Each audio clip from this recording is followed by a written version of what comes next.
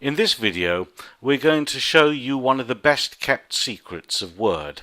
It's how we can take a document and split it into recognizable sections with headings and then use these headings to generate automatic tables of content.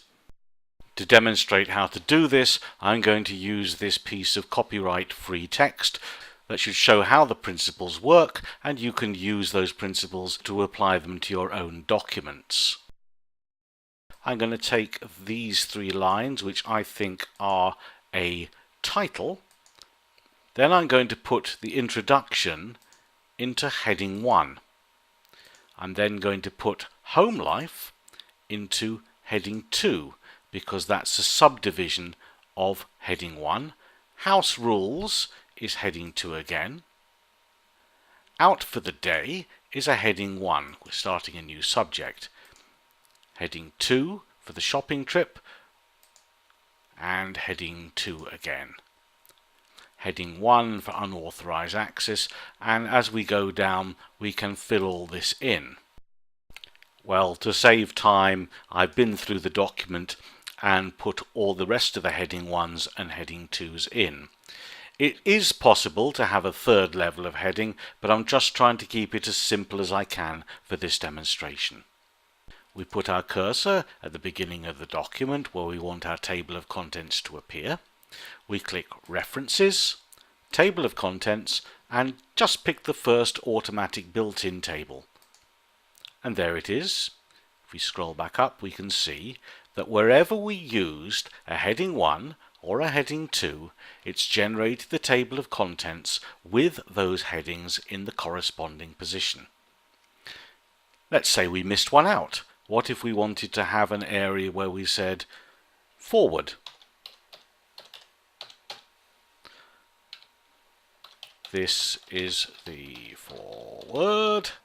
We go to Home, we make that a heading 1. You can see that it isn't in there yet. We click on the table, update the table, the entire table please, and a small miracle occurs. There are some other advantages to using the correct heading styles and the table of contents. Here, for instance, I can control-click on the Blackberry section and it takes me straight there. Control-Home to the beginning of the document again, Control-click on hiding again, and there I am. Control-Home again.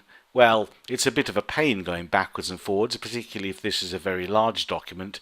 How about this for a trick? Click on View, Navigation pane, and now you've got a live table of contents in the left hand window.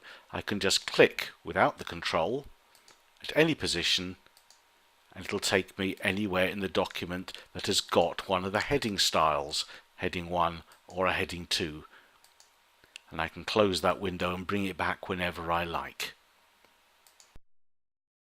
Heading 1 and heading 2 are set by this style sheet that in my case here was provided by Microsoft. You may have a different one, but it's not my choice. I don't particularly want it to be in blue. I'd like a different color.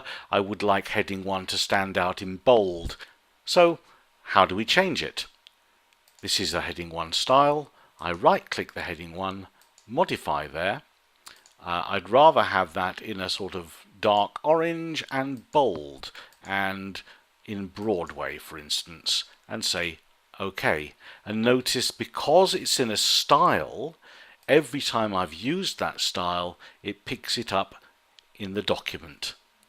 And similarly, if I were to change heading 2, right click it, modify it, and I would have that in italics and in Times New Roman, and I'll make that slightly smaller and OK.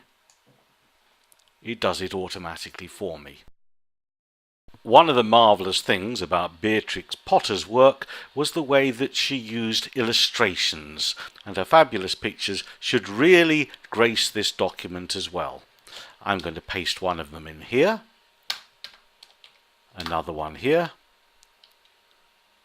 and another one down here. Let's go up to the first one. In order to incorporate these pictures into the document properly, it would be very nice to have a table of pictures in addition to our table of contents. I'll right click the picture and I'm going to insert a caption to the picture. It automatically says figure 1. I'll put a colon in there and say, there it goes, and click OK. And I'll move down to the second picture, right click, insert caption, figure 2. Look, it's automatically incremented the number,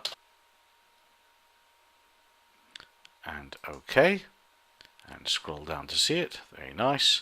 And the third one there, right click it and insert a caption, figure 3, shopping. OK. Again, to save time, I've put some more pictures in so that we can have the full effect of what we're about to do. Every one of them has got a caption put underneath it.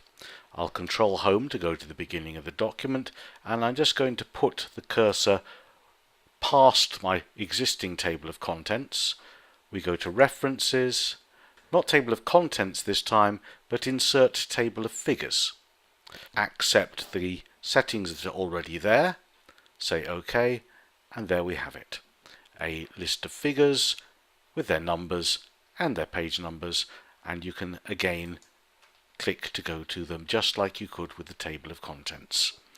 Another small miracle that is only achievable if you're going to use the styles of heading 1 and heading 2 in the correct places, and the benefits of doing this should be immediately obvious for anybody who spent any time trying to do one of these table of contents manually. Thank you very much for listening. My name's Adam Kaner. Please look out for more of my videos on how to use Microsoft Office products.